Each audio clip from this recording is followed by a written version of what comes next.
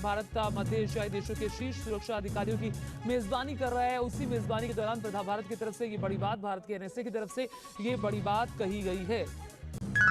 अब ये जो सेंट्रल एशिया के जो एनएसएज हैं, ये अब ज़ाहिर बात है कज़ाकिस्तान, किर्गिस्तान, ताजिकिस्तान, तुर्कमेनिस्तान और उज़्बेकिस्तान जो है, ये सारे वहाँ पे जो एनएसएज बैठे हुए हैं। बेसिकली इससे पहले अगर आपको याद हो कि पिछले साल भी एक मुलाकात हुई थी।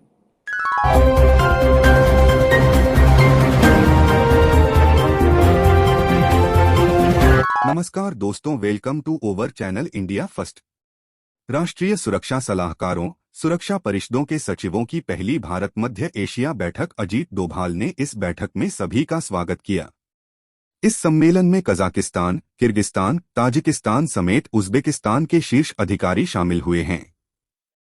एक दिन की इस बैठक को संबोधित करते हुए अजीत डोभाल ने कहा कि अफगानिस्तान और आसपास के क्षेत्र में आतंकी गुटों की मौजूदगी एक गंभीर चिंता का विषय है। उनको मिलने वाली आर्थिक रसद पूरे क्षेत्र के लिए हमारी फिक्र का विषय बना हुआ है। आतंक के खिलाफ कारगर कार्रवाई के लिए यह जरूरी है कि उसकी आर्थिक रसद को प्रभावी तरीके से और प्राथमिकता के साथ बंद किया जाए। सभी यूएन सदस्य आतंकवाद विरोधी प्रावधानों और संधियों का सम्मान करें। साथ ही आतंकवाद में शामिल किसी भी व्यक्ति या संगठन को कोई सहायता न दे। दरअसल यहाँ उन्होंने नाम लिए बगैर पाकिस्तान पर निशाना साधा है। तो आइए दोस्तों इस वीडियो को देखते हैं। जय हिंद। भारत मध्य एशियाई देशों के शीर्ष सुरक्षा अधिकारियों की मेजबानी कर रहा है। उसी मेजबानी के दौरान भारत की तरफ से ये बड़ी बात, भारत के एनएसए की तरफ से ये बड़ी बात कही गई है।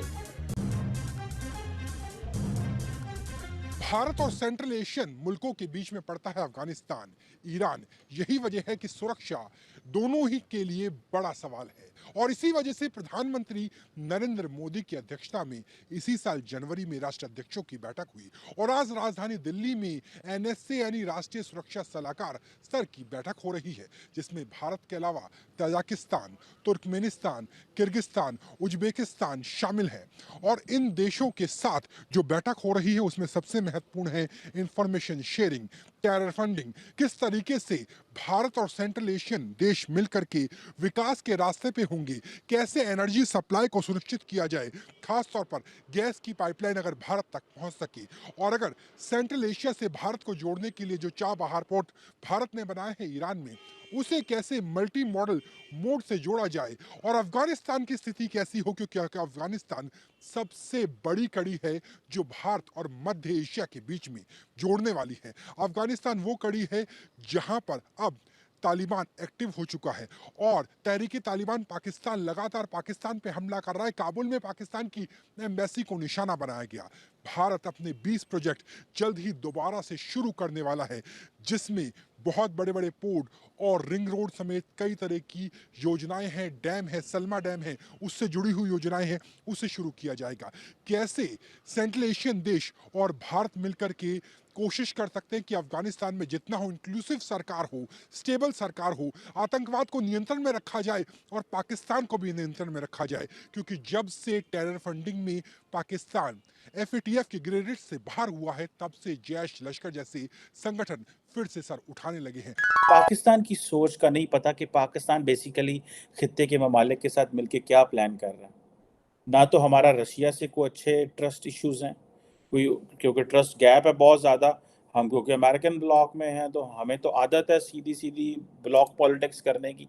हमें तो आदत ही नहीं है कि हमें जो है वो सबको साथ लेके चलना है। खैर एनी हाउ, अब ये जो सेंट्रल एशिया के जो एनएसएज हैं, ये अब ज़ाहिर बात है कज़ाकिस्तान, किर्गिस्तान, ताजिकिस्तान, तुर्कमेनिस्तान और उज़्बेकिस्तान जो है, ये सारे वहाँ पे जो एनएसएज बैठे हुए हैं। बेसिकली इससे पहले अगर आपको याद हो कि पिछले साल भी एक मुलाकात हुई थी और उसमें अफ़गानिस्तान की सिक्योरिटी सिचुएशन डिस्कस की गई थी और उसमें जो इम्पोर्टेंट चीज़ वो ये है कि इंडिया ने एक ख़ास किस्म की अप्रोच रखी हुई है अफ़गानिस्तान के ऊपर। अच्छा, मज़े की बात ये है कि वो जो अप्रोच है, उसमें इंडिया जिसे कहते हैं ना whole of the region approach लेके चल रहा है। Whole of the region approach क्या है? आप देखें कि इंडिया एक तरफ तो ईरान में जो चाबहार पोर्ट है, उसमें आपको मज़े की बात बताऊँ, ईरान को भी इन्होंने इनवाइट किया था।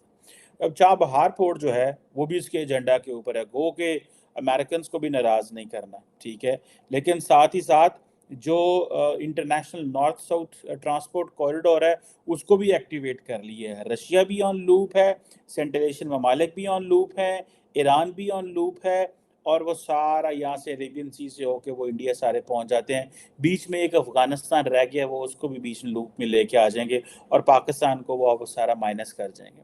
और पाकिस्तान को दुनिया कहती रही और इंडियंस कहते रहे कि भाई हम आपको जो है वो आप हमें अफ़गानिस्तान के साथ कारोबार करने दें, ट्रेड करने दें। हमारे जो साबिक जो सिक्योरिटी के सो कॉल्ड एक्सपर्ट्स हैं वो ये कहते रहे भाईजान कि हम क्यों इंडिया के जो हैं वो चूल्हे जलने दें, हम क्यों इंडिया में तरक्की आने दें, हम क्यों ये रूट खोलने दें। किसी सियाने ने कहा कि भाई ये रूट खोलने दो, इंडिया के चूल्हे जलने दो, जब मर्जी तुम्हारा दिल किया इसको बंद कर देना। लेकिन इतनी अकल कहाँ हमारे सोचने वालों को, हमारे समझने वालों को।